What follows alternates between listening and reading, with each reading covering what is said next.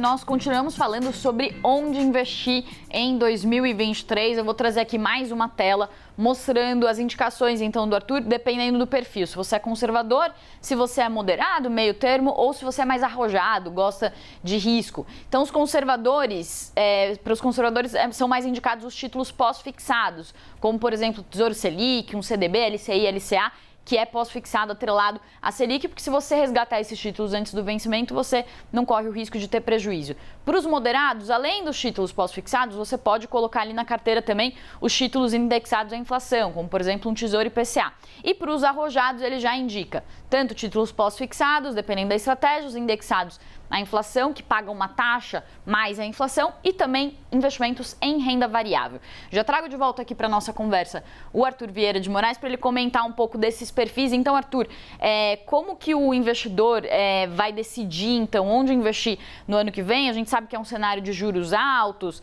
ali de bolsa, talvez aqui um pouco embaixo. Como que ele norteia as decisões deles de acordo com esses perfis, né, e essas classes que você indicou? Você vê, Priscila, que investimento é portfólio e portfólio é perfil. Com o juro tão alto do jeito que a gente começa o ano e provavelmente vai caminhar pelo menos o primeiro semestre com ele, o investimento pós-fixado, que é super conservador, baixíssimo risco, ele já entrega resultado suficiente para quem é conservador ficar ali satisfeito. Para quem quer um pouco mais, é moderado, pode buscar também a proteção pela inflação no Tesouro IPCA ou títulos indexados à inflação, mas saiba que vai ter alguma oscilação de preço desses títulos. E para os arrojados, cabe sempre a renda variável, fundo imobiliário, ações, a gente vai falar um pouco mais detalhes daqui a pouco.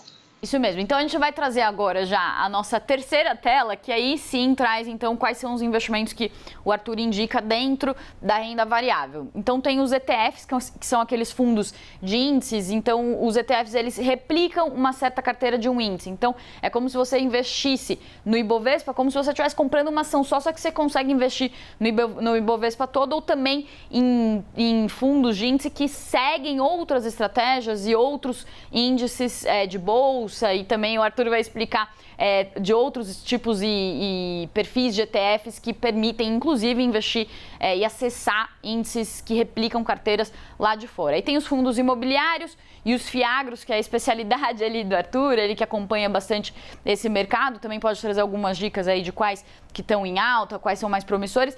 E aí, para quem tem um perfil de risco ainda maior, para quem topa correr ainda mais risco, tem também os ativos internacionais, como os BDRs, que são os recibos de ações, de ativos que são negociados lá fora, mas que podem ser acessados na nossa bolsa aqui. Tem os BDRs de Treasuries, que são os BDRs que acompanham os títulos públicos de outros países, como por exemplo dos Estados Unidos, e também os fundos cambiais que permitem ao investidor fazer um investimento e com isso se proteger contra a variação cambial, variação do dólar ou do euro, por exemplo. Arthur, queria te perguntar então sobre esses ativos específicos, ETFs, fundos imobiliários, fiagros, o que você indica então para o ano de 2023 que pode trazer aí um ganho maior para o investidor? Então, nesse momento, nos ativos de renda variável, no Brasil e até fora do Brasil, porque esse movimento de alta de juros aconteceu no mundo todo, tem muita coisa barata, muita coisa que o preço caiu. Mas ao invés da gente ficar tentando adivinhar qual ação, qual ativo, fazer um investimento diversificado por meio de ETFs facilita muito a vida do investidor ou da investidora. Então, nas ações, procure ou um índice amplo ou aquele setor que você acredita mais por algum motivo, mas vá via ETF. Nos fundos imobiliários e nos fiagros, tem uma situação importante de entender. Nos fundos imobiliários, tem aqueles que são chamados no mercado de fundos de tijolo. São aqueles que compram imóveis mesmo, shopping, galpão, escritório e tal. Esses estão com preço bastante abaixo do que a gente vê acontecer no mercado real, tá? Imóveis de grande porte estão sendo negociados por um patamar de preço muito acima do que as cotas dos fundos imobiliários. Então, com a ajuda de um profissional, tem boas escolhas para fazer aí. Os fundos de papel e os fiagro, eles compram títulos de renda fixa atrelados ao mercado imobiliário ou ao mercado agro. E aí tem uma possibilidade de proteção da inflação ou de acompanhar o CDI. Então fica ali para o moderado algo um pouquinho mais apimentado do que a renda fixa tradicional. E é sempre importante a gente pensar em diversificar internacionalmente. E aí tem para todos os gostos, os perfis. Eu posso comprar títulos de renda fixa só, seja do governo americano ou das maiores empresas do mundo, ou então também comprar fundos imobiliários internacionais, ações internacionais, mas sempre lembrando que comprar um ativo lá fora, além daquilo que eu estou comprando, né, além da empresa, do fundo imobiliário, eu estou adicionando ao meu portfólio o risco cambial. Pode ser que a oscilação do dólar em relação ao real vá para a direção contrária, por exemplo, do preço do ativo que eu comprei. Então, parcimônia em relação a isso, tá? Não vá colocar toda a carteira em ativos internacionais, mas cabe um pouco, sim, é importante ter essa diversificação.